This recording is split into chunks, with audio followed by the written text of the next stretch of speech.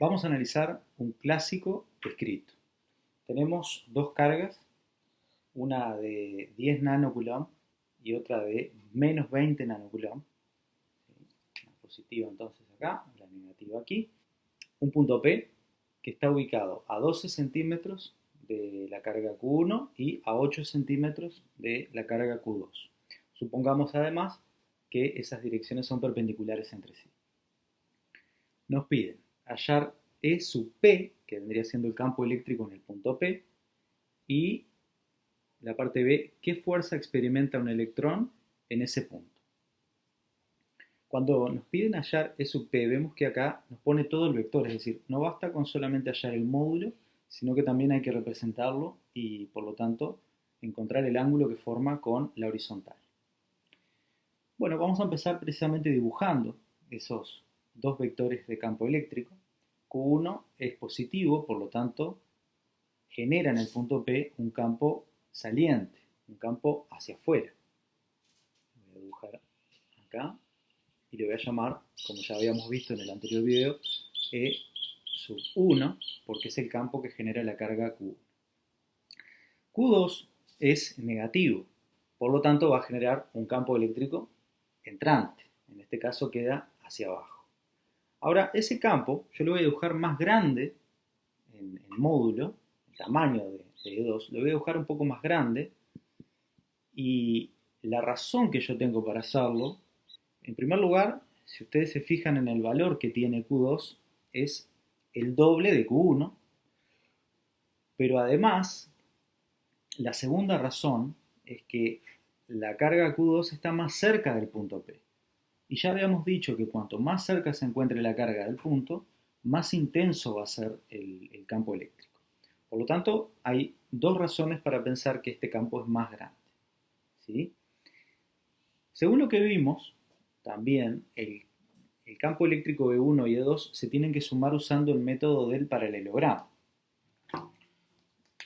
Y eso se logra trazando una paralela a E1 que salga de la punta del vector E2 y una paralela a E2 que salga desde la punta de E1. Y así se forma un rectángulo.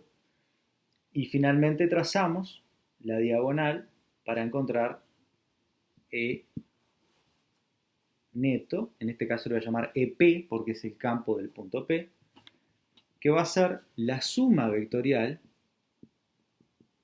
de E1 más E2. ¿Sí? Ya por poner estos vectores, el profesor nos va a adjudicar un puntaje porque estamos planteando correctamente la suma vectorial y otra cosa que no debemos de olvidar es que la suma vectorial no es una suma algebraica.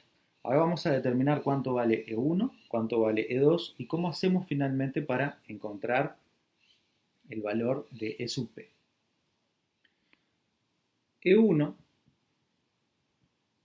según lo que aprendimos del campo eléctrico de una carga puntual, queda definido por la constante K, por el valor absoluto de Q1, sobre la distancia al cuadrado. Es la primera vez que vamos a plantear este resultado, así que vamos a prestar mucha atención a cómo ponemos la notación científica y cómo hacemos el cálculo, que en este caso nos quedaría K, que es 9,0 por 10 a la 9, Q1, que es, si nos fijamos el valor 10 nanocoulomb, o sea 10 por 10 a la menos 9, dividido la distancia al cuadrado, que en este caso es 12 centímetros, pero no debemos de olvidar de pasarlo a metros, quedaría 0,12 metros, y esto al cuadrado. En este caso, los profes solemos usar nanocoulomb porque cuando tenemos acá 10 a la 9 por 10 a la menos 9, esto da 1, por lo tanto lo podemos simplificar. Y quedaría 9 por 10, que es 90, dividido 0,12 al cuadrado. Para hacerlo, en la calculadora simplemente ponemos 90 dividido 0,12 al cuadrado y eso nos da 6.250. Así que colocamos el resultado 6.250 newton por coulomb. Nosotros en Uruguay no solemos poner la coma acá para separar los miles porque puede dar lugar a ese tipo de confusión, de no saber después si es 6.250 o 6,25.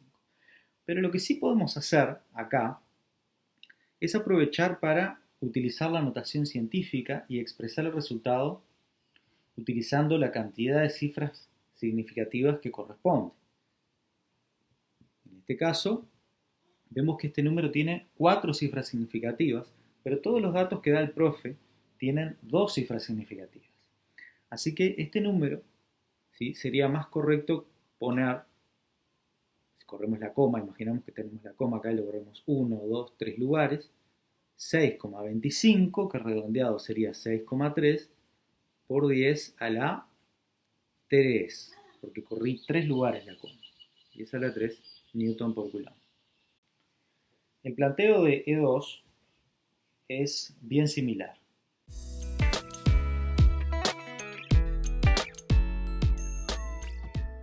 Bueno, vemos que el resultado del campo eléctrico es 28.125 newton por coulomb, que es consistente con lo que habíamos dicho hoy, que tenía que ser mayor. Así que 28.125 newton por coulomb, que expresado en notación científica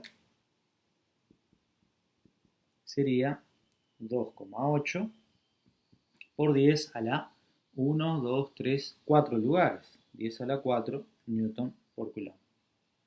Bueno, tenemos entonces E1, que está por acá, y E2.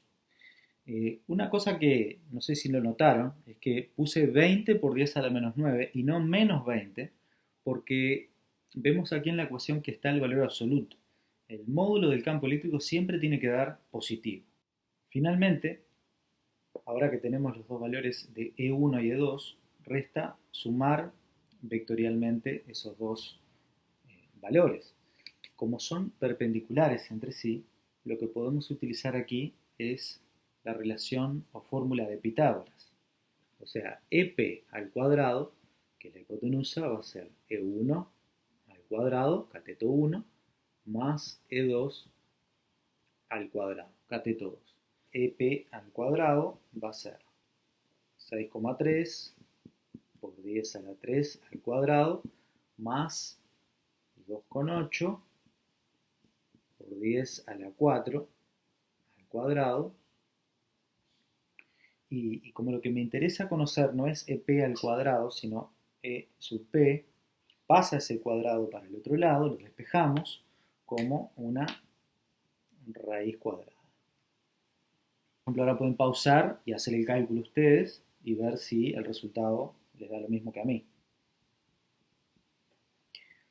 Bueno, voy a hacer el resultado de esta cuenta, raíz cuadrada de, abro paréntesis, 6,3 exponente a la 3 al cuadrado más 2,8 exponente a la 4 al cuadrado, cierro paréntesis, y me da 28.700, que en notación científica sería 2,9 por 10 a la 4 newton por coulomb. Observen que yo cuando estoy haciendo el desarrollo puedo omitir las unidades, pero nunca nos podemos olvidar de colocar la unidad al final, ¿sí? Y como ven, el resultado es muy parecido al campo E2. Eso quiere decir que EP y E2 son casi iguales. En realidad esto lo debería dibujar mucho más cerca a E2. E2 es mucho más grande que E1. Pero para que entrara en el dibujo lo coloqué así. Muy bien. Ahora tenemos el valor de EP, pero esto no queda completo hasta que yo encuentre este ángulo tita.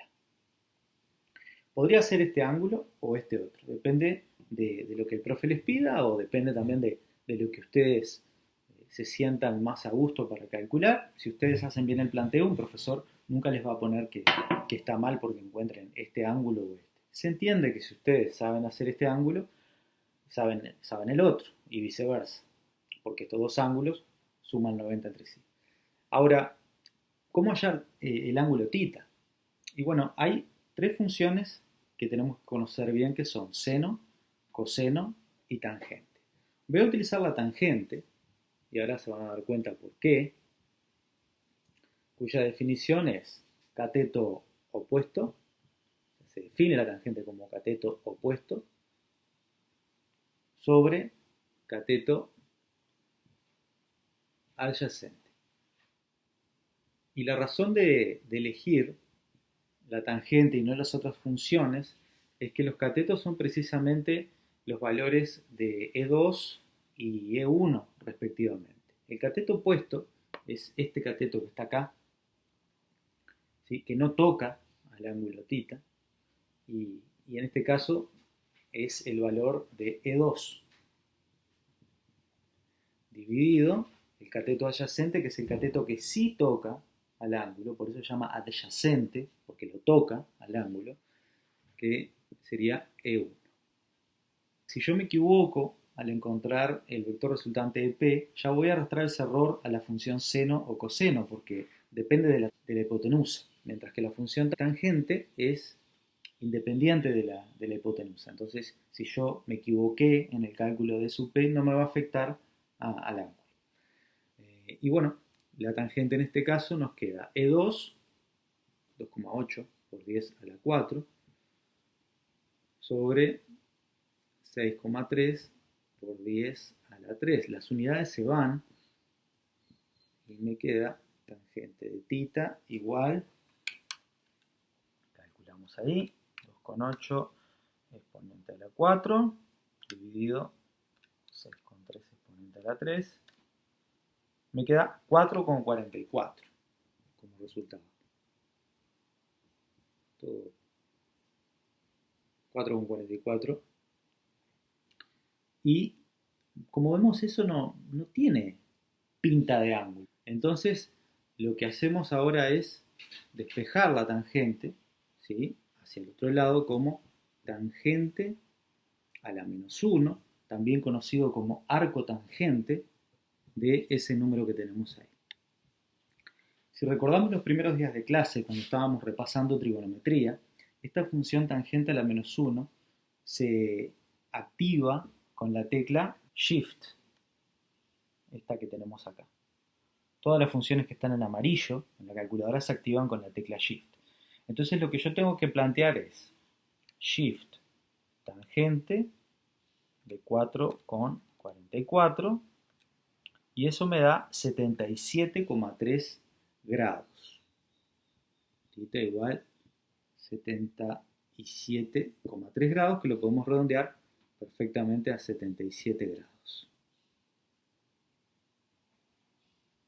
Para terminar, el ejercicio nos pedía qué fuerza experimenta un electrón en el punto P.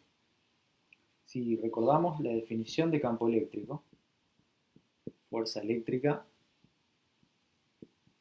sobre carga de prueba, lo que tenemos que hacer es despejar de aquí la fuerza eléctrica, pasa Q sub 0 multiplicando, y entonces la fuerza eléctrica sería Q sub 0 por E. Ahora me voy a concentrar solamente en el módulo y luego voy a dibujar aquí el vector fuerza eléctrica para que el ejercicio adquiera sentido.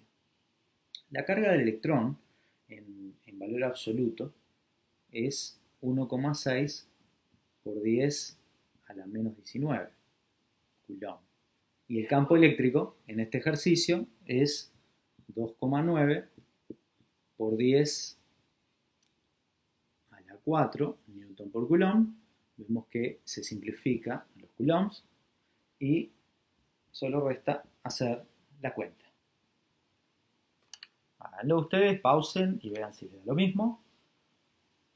1,6 exponente a la menos 19 por 2,9 exponente a la 4.